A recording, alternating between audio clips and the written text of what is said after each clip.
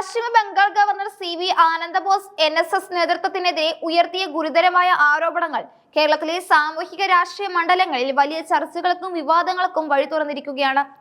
NSS ആസ്ഥാനമായ പെരുന്നയിലെ മന്നം സമാധിയിൽ പുഷ്പാർച്ചന നടത്താൻ തനിക്ക് അവസരം നിഷേധിക്കപ്പെട്ടുവെന്ന വെളിപ്പെടുത്തൽ ഒരു സമുദായ അംഗം എന്ന നിലയിലും ഭരണഘടനാ പദവി വഹിക്കുന്ന വ്യക്തി എന്ന നിലയിലും അദ്ദേഹം നേരിട്ട അവഗണനയുടെ ആഴം വ്യക്തമാക്കുന്നു. ഡൽഹി NSS കരയോഗം സംഘടിപ്പിച്ച മന്നം ജയന്തി ആഘോഷങ്ങൾ ഉദ്ഘാടനം ചെയ്തുകൊണ്ട് അദ്ദേഹം നടത്തിയ പ്രസംഗം NSS ജനറൽ സെക്രട്ടറി സുകുമാരൻ നായർക്കെതിരെയുള്ള നേരിട്ടുള്ള കടന്നാക്രമണമായിട്ടാണ് വിലയിരുത്തപ്പെടുന്നത്.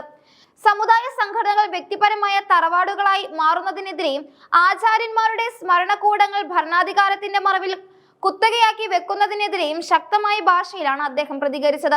തന്നെ ഗവർണറായി പ്രധാനമന്ത്രി നരേന്ദ്രമോദി നിശ്ചയിച്ച വിവരം അറിഞ്ഞ ഉടൻ തന്നെ താൻ ഏറെ ആദരവോടെയും സ്നേഹത്തോടെയും വിളിച്ച വ്യക്തികളിൽ ഒരാൾ സുകുമാരൻ നായർ ആയിരുന്നു എന്ന് ആനന്ദബോസ് അനുസ്മരിക്കുന്നു. ബംഗാൾ ഗവർണറായി ചുമതലയേൽക്കുന്നതിന് മുൻപ് മന്നം സമാധിയിൽ പുഷ്പാർച്ചന നടത്തി അനുഗ്രഹം വാങ്ങണമെന്ന തന്റെ ആഗ്രഹം അദ്ദേഹം നേരത്തെ തന്നെ നേതൃത്വത്തെ അറിയിച്ചിരുന്നു. എന്നാൽ പെരുന്നയിലെ ആസ്ഥാനത്തെത്തിയ തനിക്ക് ലഭിച്ച സ്വീകരണം കേവലം ഔപചാരികതയിൽ മാത്രം ഒതുങ്ങിപ്പോയെന്നാണ് അദ്ദേഹത്തിന്റെ പരാതി.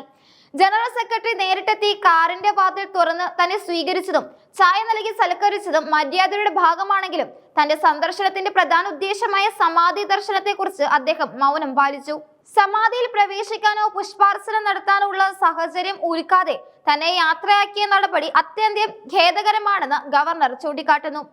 ഒരു ഗേറ്റ് കീപ്പറെ കാണാനല്ല താൻ പെരുന്നയിൽ പോയതെന്നും സമുദായ ആചാര്യനായ മന്നത് പത്മനാഭനെ കാണാനാണ് പോയതെന്നും പറഞ്ഞതിലൂടെ നേതൃത്വത്തിന്റെ അധികാര ഗർവിനെയാണ് അദ്ദേഹം ലക്ഷ്യം വെച്ചത്.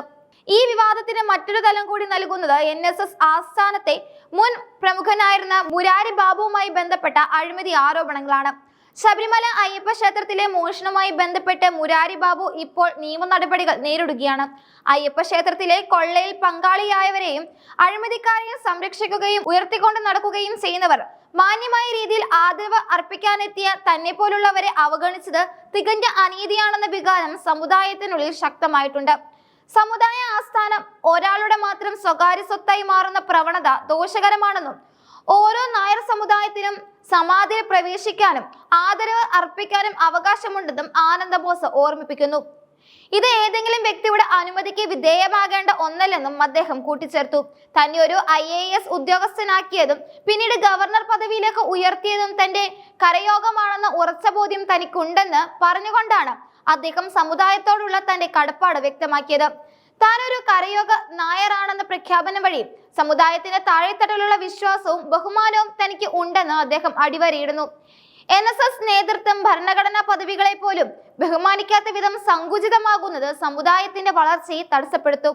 കാരണവന്മാരെ ബഹുമാനിക്കേണ്ടത് ആവശ്യമാണെങ്കിലും സമുദായത്തിന്റെ പൊതുവായ ഇടങ്ങൾ ജനാധിപത്യപരമായിരിക്കണമെന്ന നിലപാടാണ് അദ്ദേഹം ഉയർത്തിപ്പിടിക്കുന്നത്.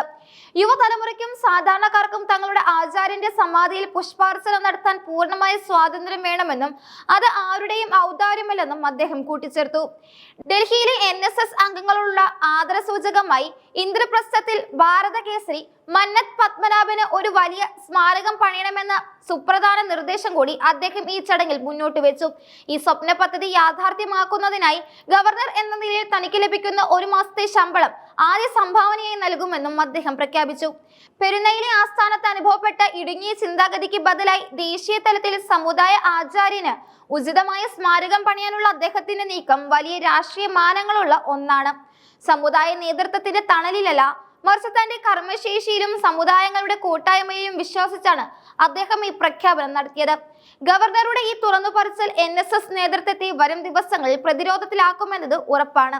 സാധാരണ നിലയിൽ ഇത്തരം വിമർശനങ്ങളോട് രൂക്ഷമായി പ്രതികരിക്കാറുള്ള NSS നേതൃത്വം ഭരണഘടനാ പദവിയിലിരിക്കുന്ന ഒരു സമുദായാംഗം തന്നെ നേരിട്ട് രംഗത്തെത്തിയ സാഹചര്യത്തിൽ എന്ത് നിലപാട് സ്വീകരിക്കുമെന്നത് രാഷ്ട്രീയ കേരളം ഉറ്റുനോക്കുന്നു.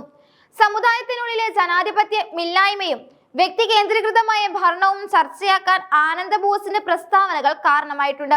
സമാധി ദർശനത്തിന് വിലക്ക് കൽപ്പിച്ചു എന്ന ആരോപണം വിശ്വാസികളായ സമുദായ അംഗങ്ങൾക്കിടയിൽ വലിയ അമർഷത്തിനും കാരണമായിട്ടുണ്ട്. ഇത് സുകുമാരൻ നായർക്കെതിരെയുള്ള ഒരു പരോക്ഷ യുദ്ധ പ്രഖ്യാപനമായിട്ടാണ് പലരും കാണുന്നത്. വരും ദിവസങ്ങളിൽ NSS ആസ്ഥാനത്ത് നിന്നുണ്ടാകുന്ന വിശദീകരണങ്ങൾ ഈ വിവാദത്തിന്റെ ഗതി നിശ്ചയിക്കും. കടന്നാക്രമണ സ്വഭാവമുള്ള ആനന്ദ ബോസിന്റെ ഈ നിലപാട് NSS രാഷ്ട്രീയത്തിൽ വലിയ അഴിച്ചുപണികൾക്ക് കാരണമാകുമോ എന്നാണ് എല്ലാവരും ഉറ്റുനോക്കുന്നത്.